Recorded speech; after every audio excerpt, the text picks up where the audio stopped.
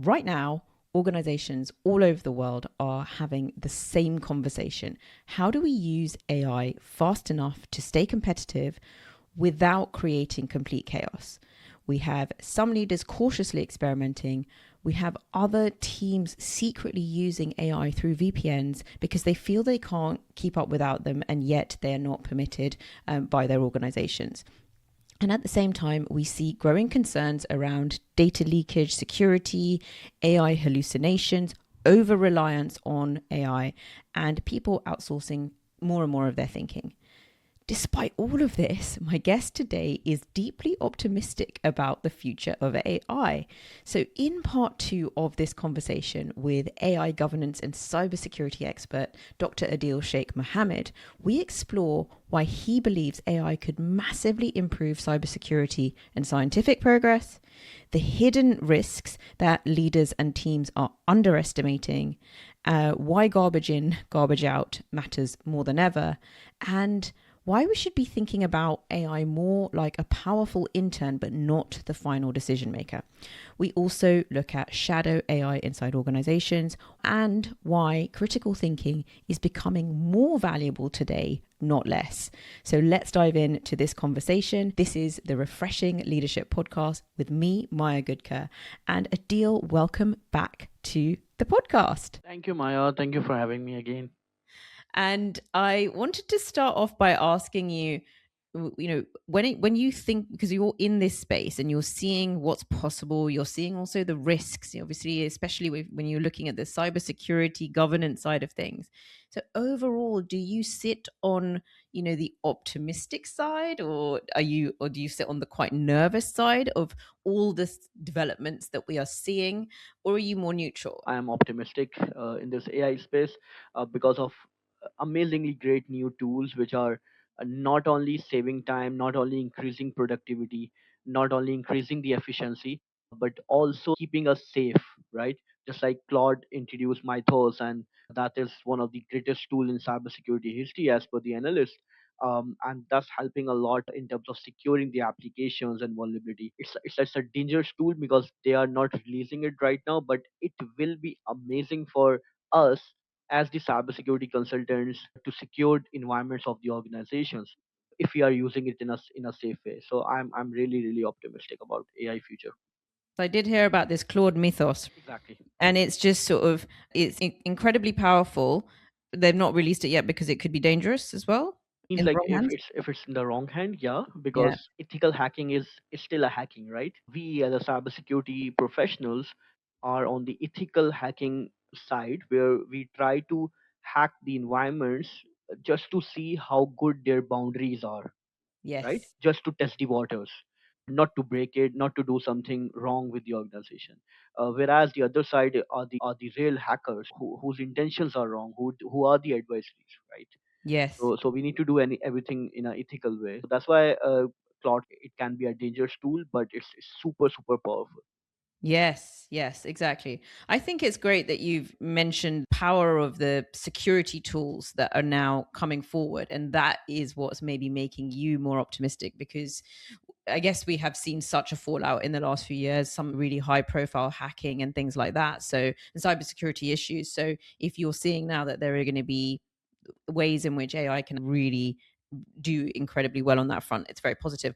I feel similarly about climate change, that there are things that are going to just be blown out of the water in terms of technological advance. I don't know if that's in your realm. Yeah, Maya, in every field of science, in medical, in climate change, the possibilities are endless.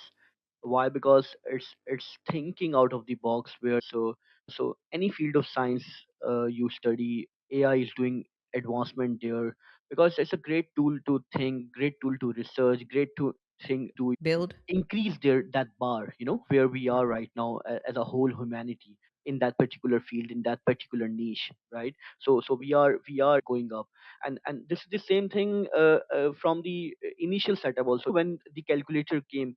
And people were saying that we will what will happen to maths, right? How we'll study, so we increase the bar. We introduce calculus, right? And the normal small calculators could not solve calculus at that time, right? So that's how we are increasing the bars in every field of science. and that's a good news for all of us, that we can do more advancement, we can do more research, and we can came up with the solutions which never existed, right? In terms of climate change, in terms of cybersecurity, or in terms of other issues or medical issues in the world. I guess that alongside that is, you're fighting the good fight by working in the field that you're in, which is the security elements and the governance elements, which is where there can be risk and where there can be failure and where there can be holes and gaps that need to be properly addressed. So you're optimistic, but you're also fighting the good fight by doing what you do and researching what you do. Thank you so very much. Yeah, every war you are seeing, there is a part of cyber crime and cyber war.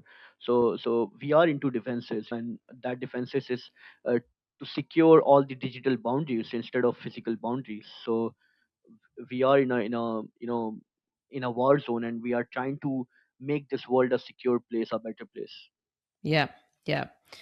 Okay, fantastic. And I guess I'm going to pivot a little bit now from that to, which is, I guess, the broad, because it's nice to understand from somebody who is more day in, day out on this, how you're feeling about it all as you see it unfolding. I'm curious now for you on a personal level, how some of the best things that AI has done for you in the last, I guess, couple of years, or how Yeah. you personally use it. So, as we are discussing in the first part, that try to come up with what are the tasks which you do on every day and try to automate it. I have built, I think, up till now, 20 plus tools just for myself.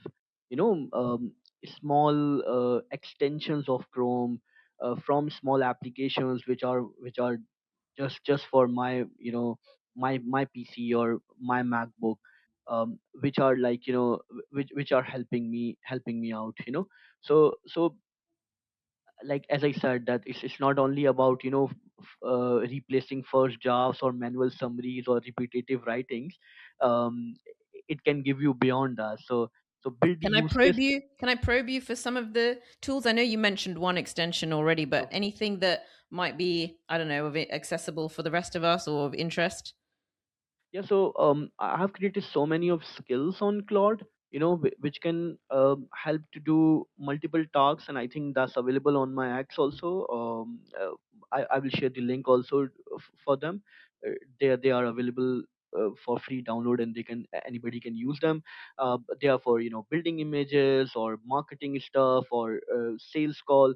I sometimes do the sales calls, or I need to do some warm calling something, and I don't know the target to that particular person. So AI is helping me a lot. I have a small application which try to indulge with Apollo. Apollo is a very good sales tool, which try to get the information out of LinkedIn and others. Then I use Dripify a lot, so it automate that also. Then I already created my digital twin using HeyGen. So like for these type of social media contacts and small videos and all that stuff. So you know I am trying to um, build these tools using AI, even if I don't know much about coding, just to help me. And similarly, if everybody is trying to do this for their small organization, starting from their own teams in even a bigger organization, that can accelerate and that can give a great overall impact. Yep, yep. And sticking to the personal level, because that's really interesting. Was hearing about a busy parent who had created a specific inbox that that the AI agent could use and do emails from that were related to school matters, or they could consolidate emails and make sure that, because she was receiving too many and things like that. So there's life hacks as well, aren't there, in terms of, if I was to give you an example of, some of the areas which I think, can be overwhelming. It can be, as a parent, juggling both work demands, but also the demands of being a family life and kids, and in my case, like sporty kids with busy schedules and things like that. Is there anything that springs to mind that you think, oh, maybe you should try this or that? Or in my mind, some of it's a little bit too scattered because it's all different, organizations that are on different the sports that they're doing and things like that. But anything that springs to mind that I could. Maya, this is a very interesting time for SaaS applications, because what we are discussing right now, anybody can build those tools, a little tech savvy guy. And that's the future. Everybody is using 5 6 tools that's tailored to their own needs, right? They are catered to their own needs. And everybody is trying to make money out of it. But first try to solve the problem for yourself, right? Once it's doing the job amazingly well, then you can try to sell it, or try to help the community, right? So OpenClaw also started as the same, that Peter was just trying to solve his own problems, that how I can build a small use case where AI can do this for me, AI can do that for me, right? So again, going back to the same points, that build the use cases. Once you know what you need to solve, then it will be much easier. Yep, yep. Okay. No, I like that. And just for me personally, I as a coach, I use just and I know I need to move over to Claude, but I currently use ChatGPT, and I find it to be excellent, even just for all different aspects. So I have like a gardening chat with it. I have a health and nutrition chat, project, and I have all kinds of projects. So I think or whichever field you're in, it can be incredibly powerful. And I also think that from a legal perspective, it's really powerful. So, for example, getting my trademark, it helped me a lot. I think I would have otherwise probably asked for some legal support. So, I'm just finding it to be a very all round assistant, but I probably need to now branch out into other tools, etc. Because I think from a time perspective, it's easy to have it all in one. um, I always prefer one tool over 5 tools, as I mentioned in my earlier discussion also, because now ChatGPT knows your preferences. Now Yes. ChatGPT know your style a lot. So sticking to that would be an awesome choice, if everything you feel like is completing from that tool. And now after Codex and others, it's just apple to apple with Claude, Opus, or the model. So it's around the same. It's doing the same things what Claude is doing. So if you can stick around with the one tool, I prefer that. Yes, exactly. And then just one more when it comes to tools, because I think this is one for the busy leader is that, you know, you should be getting a summary of like your industry news in the morning, right? You should be getting a summary of like what your day has to offer or what is going to be a productive use of your task. Are these just sort of, I don't, but people aren't doing this necessarily, or at least my clients are not, and they're C-suite clients in large organizations.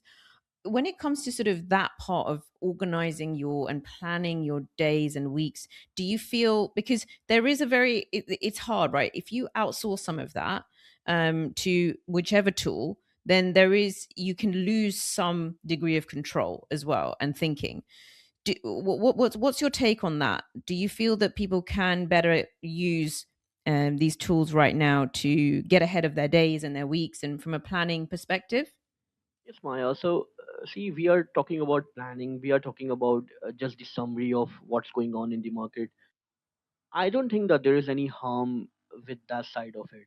Yeah, because we mentioned on this take, I will echo this, that humans should always be in the loop, right? So we are not asking AI to take some decision. We are not asking AI to step in and do something. So it's a small scheduler, which you can create, that whenever I say good morning um, slash good morning, for example, it will run that skill, and automatically give me the summary, automatically give me this. So for your specific needs, you can create that skill, or that scheduling function. Or if it's not a schedule, you are using ChatGPT or any tool which does not give you the option to schedule, you can make a PDF and just copy paste the PDF every single morning, and it will give you whatever that PDF is asking for, right? Yeah. So so so I don't think there is any risk in this, Yeah. until and unless you are asking that tool to do some actions, which can be a bit risky, without your permissions. Yeah, like purchasing things and, etc. Exactly. Purchasing or acting or controlling your PC, overall. So because that's what I'm seeing right now a lot. Earlier, 2 years, 3 years back, when Microsoft tried to do the same thing, that Windows will take the screenshots of your browser, and it will get the context what you are trying to do and then help you with Copilot. Everybody was scared. And now we are in 2026, where open clock can access the whole computer. It can go anywhere. And I have seen that people are just saying that, yes, just make my work done. I'm giving you full permission, which is really really scary.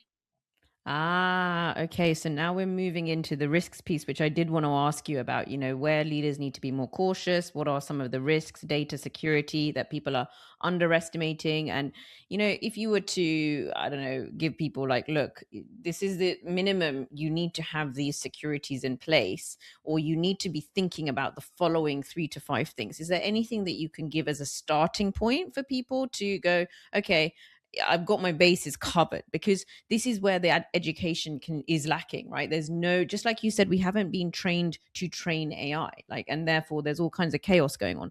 Likewise, I don't think we have all been in a unified way trained on these risks. Within any organization, increasingly there is, and so any organizations that I'm connected to, I am required to do training and things like that. But I still think that there is not a universal, base checklist that we are all adhering to. Yes, Maya. So I give you example of APIs. um, as you mentioned, start with the top. API key is everything. Like, from that API key, if you are giving that API key of your Gmail, with that API key, anybody can access your Gmail account. Okay, so just, and like, people are copy pasting API keys here there. I have seen even on social media that people are sharing there. So so as you mentioned, that we are not trained on this thing, right? So I'm sure that most of people even don't know what API is, what MCP is, right?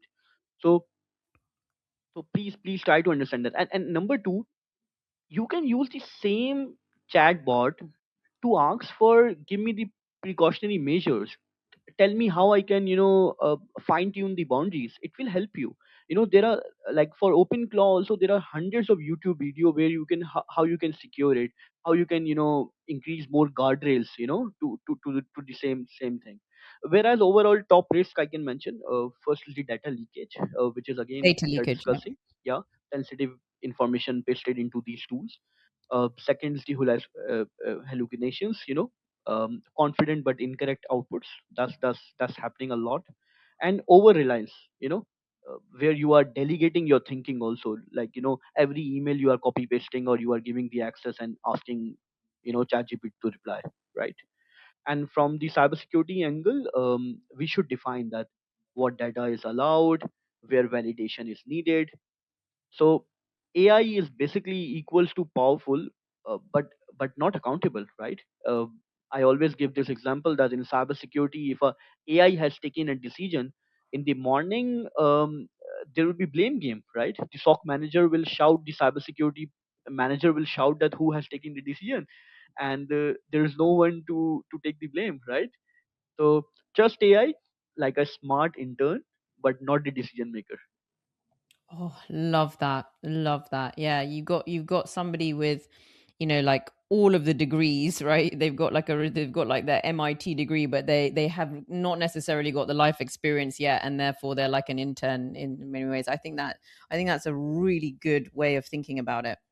Well, you've given us a lot of food for thought. You've also given us a lot of different things to explore, such as, if you are extensively using a tool, ask it, how to protect yourself and secure yourself. You did mention about data leakage, and I think, just like you said, initially people can be really cautious, but once they've started to use these things and they're in a rush, you can start to click through things and you can start to give permissions, and you do need to be really careful there. There are buttons even just in ChatGPT that you can, have turned off from the beginning in terms of what of your stuff is being leaked into the overall model and things like that. So there's a lot that you can do in the setup of any particular tool, right, to protect yourself. Exactly. Every tool has this option, and you can ask. as I said, the same tool, that how I can secure you, how I can turn off the permissions which are not required, um, especially after, once you are giving the accesses, right? So it can do anything on that browser when you have the connections made to that, Google Chrome or something. So that's a big thing. And you know there are other issues like shadow AI, which is, your team is using different AI tools which are not allowed in your organization, right? So so but the major business impact is you know the data leakage, which can be lead to IP leakage, which you were discussing about trademarks and all, which can lead to, client confidently breaches, right? Which can cause some regulatory exposures, including the GDPR or NCA or, SAMA or NIST frameworks and ISOs. Mm. So, based on what you're saying, I think it's worth investing time upfront on any tool to get yourself set up, as confidently as you can, and or taking time out once you've started to use a tool intensively to make sure that you've just, you've gone through that checklist and you've spent time with that. That's probably more on a personal level. And I know organizations are really, hot on this stuff, and that they will have their own internal procedures about what's even allowed, and things that block things. But that's really helpful. I just want to make sure before we wrap up that there's nothing else that I haven't asked you that I feel is important. Um, we asked about, okay, yeah, just at a team level, you've given a couple of examples already, but where there might be some resistance, or just inability to engage with AI, or sort of difficulties there. Any tips that you've got there about how to sort of bring everyone on board? It could be an age related thing where people really struggle, or they kind of see themselves as like, look, that's for the others but not for me. I'm on kind of in the final stages of my career. Anything around that you feel you could add? Again, training and awareness. Yeah. So, if organization does not depend on that training and awareness part, they are missing out. Try to explain, try to, like, everybody need to learn. So instead of firing them, just train them on AI, and, ask them to do 2x, 3x, 4x of what they are currently doing, right? So that will help, and they will be onboarded, right? From the prompt engineering to the basics, to, what they can do, what they cannot do. Just a small awareness sessions, experts like you, experts like us, just call for 1 hour, um, just to train their employees, just to have the awareness going on, that, what they can do, what they cannot do, and what are the side effects, um, what it can do, right? Like OpenClaw bought $4,000 of worth of courses for the owner, just to explain him how business work. Was that a mistake, or was that Yeah, like it really bought, and, the guy was saying that there was no even refund policies for those courses which he bought. that's so funny. And with that, do you feel that there is enough proper training going on currently inside organizations that you're encountering? No, obviously not. Yeah. That's why there is this AI shadow, right? Like, people are trying to use different AI tools, and I know some organizations very near to me, they are using other AI, that the employees are using other AI tools using VPNs. My gosh. If they are not allowed in the organization, so they, like, it's like oxygen, they cannot live without that tool. That's fascinating. So on that one, is it a case of organizations naturally, because they're large and they have risk, they are moving relatively slowly on some of this, and yet the individuals, if you've got, the kind of early adopters, they know that their jobs can be done more quickly, they're therefore using other tools. Is that the dilemma that's going on? um so it's both. They are using for their personal stuff, and they are sometimes literally using, like, basically the DLP, the data loss prevention, is taking place now. So, like, there was a study which was saying around 60 to 70% of all the contracts are copy pasted to these LLMs. Just imagine. So it's a big number to digest, like, because we don't understand the nitty gritties of those legal agreements and contracts, right? So we are just copy pasting into ChatGPT and asking, what need to be flagged, and what I need to ask to replace.